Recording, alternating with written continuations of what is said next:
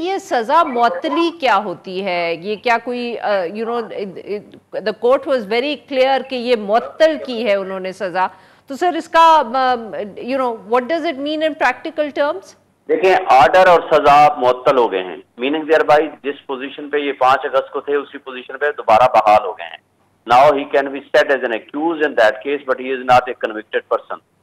पहली बात। दूसरी बात यह है कि इस केस में जो गलतियां थी पहले दिन से हमने बताया था कि ये यकतरफा फैसला है, इलीगल है, on the face of it सुने बगैर है। मुतल्लिका जो गवाह थे हमारे उनको नहीं आने दिया। पहले मुतल्लिका कहा, फिर गैर मुतल्लिका कह दिया। हाई कोर्ट के आर्डर को उसने नलीफाई कर दिया। हाई कोर्ट के आर्डर को भी उसने नहीं तस्लीम किया। जो तीसरी दफा हाई कोर्ट ने कहा था कि आप दोबारा सुन के फैसला करो, ये सारा वन साइडेड एक केस था। नजर आ रहा था कि ये इलीगल आर्डर है।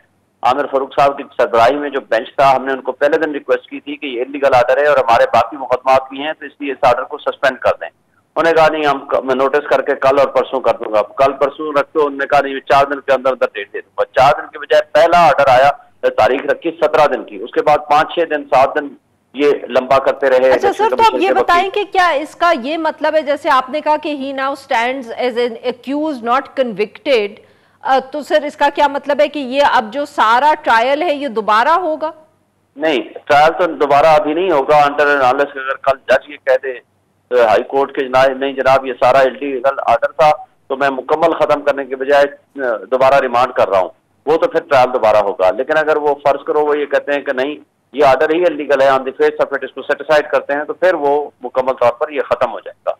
लेकिन अभी जमानत दी है और आर्डर सस्पेंड किया है और प्रेमा फेसी केस ये साबित किया है कि ये जो है इलीगल आर्डर था on the face of it, और इसके बाद पूरी अपील सुनी जाएगी। ये तो है इस वक्त